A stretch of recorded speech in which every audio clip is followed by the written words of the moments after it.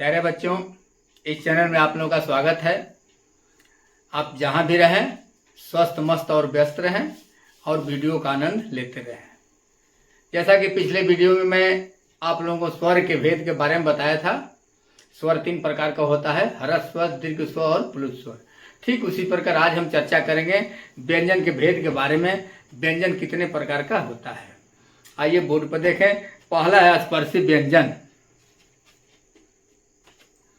पहला है स्पर्शी व्यंजन। स्पर्शी व्यंजन किसे कहते हैं? जिन व्यंजन वर्णों के उच्चारण में वायु मुख से अकस्मात बाहर आती है और जिह्वा मुख के विभिन्न भागों को स्पर्श करती है, तो ऐसे व्यंजन को स्पर्शी व्यंजन कहते हैं। एक बार और, जिन व्यंजन वर्णों के उच्चारण में वायु मुख से अकस्मात बाहर आती है और जीभ मुख के अंदर विभिन्न भागों को स्पर्श करती है, ऐसे व्यंजन को हम स्पर्शी व्यंजन कहते हैं। इनकी संख्या 25 होती है। ये क से लेकर म तक होते हैं। बोर्ड पर देखिए। क वर्ग क ख ग घ अंग। च वर्ग च छ ज झ ञ। ट वर्ग ट ठ ड ढ अड़। त वर्ग त थ द ध न और प वर्ग प फ ब भ म। ये 25 है। क ख ग घ अंग, च छ ज झ ञ, ट ठ ड ढ अड़, त थ द ध न, प फ ब भ म। यानी क से म तक इनकी संख्या 25 है। यह स्पर्शी व्यंजन कहलाते हैं। आइए दूसरा व्यंजन है अंतस्थ व्यंजन। अंतस्थ व्यंजन क्या है? जिन व्यंजन वर्णों का उच्चारण स्वर और व्यंजन के बीच होता है। फिर से एक बार और, जिन व्यंजन वर्णों का उच्चारण स्वर और व्यंजन के बीच होता है और उनके उच्चारण में जीभ, तालु, दांत एवं ओष्ठों की सहायता लेनी पड़ती है। एक बार और, जिन व्यंजन वर्णों का उच्चारण स्वर और व्यंजन के बीच होता है और उनके उच्चारण में जीभ, ओष्ठ, दांत, तालु एवं ओष्ठों का सहयोग लेना पड़ता है, ऐसे व्यंजन को हम अंतस्थ व्यंजन कहते हैं। इनकी संख्या 4 होती है।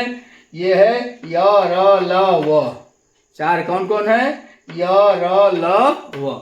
आइए अगला व्यंजन ऊष्म व्यंजन। ऊष्म व्यंजन क्या है?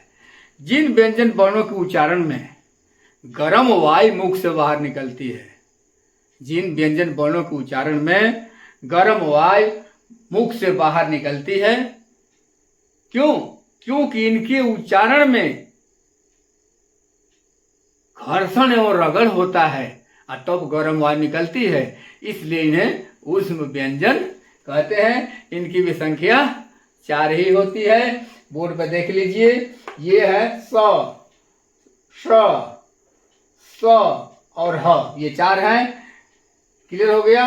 स, स, स और ह। अब अगला है संयुक्त व्यंजन। संयुक्त व्यंजन किसे कहते हैं? आप ध्यान से सुनिए। जब 2 व्यंजन वर्णों के योग से बने व्यंजन को संयुक्त व्यंजन कहते हैं।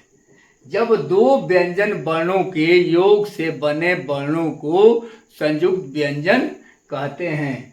ये है जिसे हम लोग उच्चारण करते हैं क्षत्रिय स, त्र, त्र, ज्ञानी, ज्ञा और स्र। उच्चारण ऐसा नहीं होता है। देखिए ये स है, क और मूर्धन्य स से बना हुआ है। ठीक है। दूसरा है त्र, त और र से मिलकर बना हुआ है। तीसरा है ज्ञ। लोग इसको ज्ञ पढ़ते हैं, क्यों मत पढ़ना आज से, क्योंकि ज्ञ में ज्ञ आधा ग और य से बनता है, लेकिन यह जो है ज और य से बना है, इसलिए से हम ज्ञ पढ़ेंगे। ठीक है, समझ गए? और चौथा है स्र।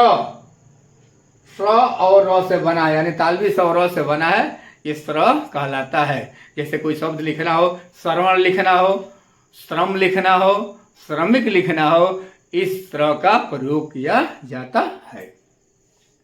प्यारे बच्चों, आइए आगे देखते हैं।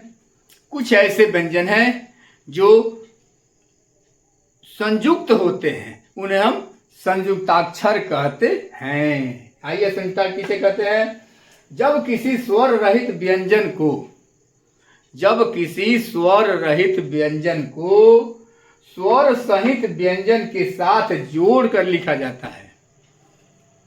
एक बार और, जब किसी स्वर रहित व्यंजन को स्वर सहित व्यंजन के साथ जोड़कर लिखा जाता है, उससे बनने वाले को हम संयुक्ताक्षर कहते हैं। उससे बनने वाले अक्षर को संयुक्ताक्षर कहते हैं। ठीक है।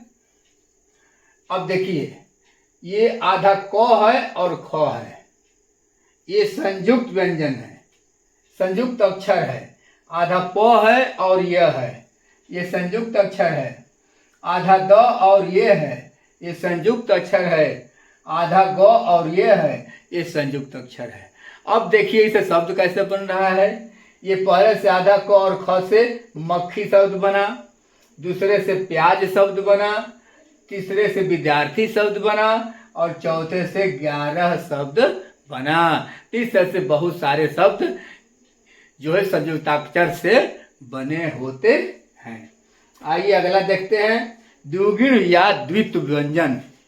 द्विगुण या द्वित्व व्यंजन, ध्यान से आप सुनेंगे। द्विगुण या द्वित्व व्यंजन किसे कहते हैं? जब किसी स्वर रहित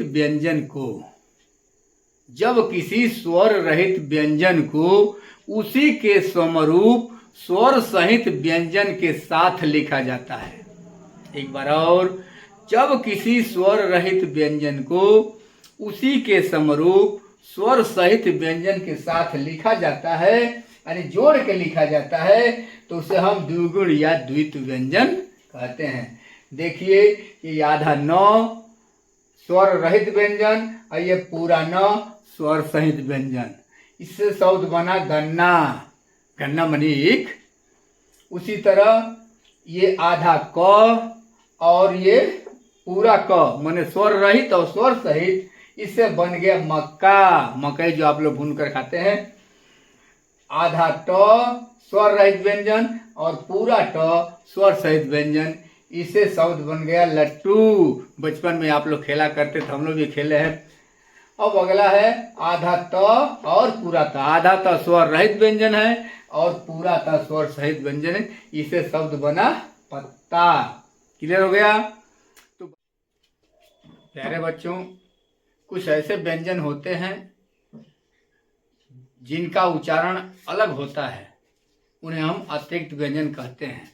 आइए देखिए बोर्ड पर, ये अतिरिक्त व्यंजन है अड़ और अढ़। ये अड़ और अढ़ अतिरिक्त व्यंजन है। ये ड और ढ से विकसित हुए हैं। किससे विकसित हुए हैं? ड और ढ से विकसित हुए हैं। इनका उच्चारण अलग होता है। इसकी विशेषता है कि ये किसी भी शब्द के प्रारंभ में नहीं लिखे जाते हैं। किसी भी शब्द के प्रारंभ में नहीं लिखे जाते, मध्य में लिखे जाते या तो अंत में लिखे जाते हैं। मध्य में लिखे जाते या तो अंत में लिखे जाते हैं। देखिए ये शब्द उसका उदाहरण है, जैसे सड़क। देखिए अड़ा जो है मध्य में लिखा गया है। दूसरा है पेड़, अड़ा जो है मध्य में लिखा गया है। तीसरा चढ़ाई, अगला है सीढ़ी, देखिए अंत में लिखा गया है। कढ़ाई ये मध्य में लिखा गया है। बूढ़ा ये अंत में लिखा गया है, देखिए ढ। ढूढ़ा ये अंत में लिखा गया है। चड्ढी देखिए अंत में लिखा गया है। आदि। तो ऐसे शब्द जो अतिरिक्त व्यंजन होते हैं, ड और ढ से विकसित होते हैं, इनका उच्चारण अलग होता है और ये प्रारंभ में नहीं उपयोग किए जाते, मध्य में और केवल अंत में उपयोग किए जाते हैं। तो मेरे प्यारे बच्चों, आज इतना ही। फिर मिलेंगे अगले वीडियो में। जय हिंद, जय भारत।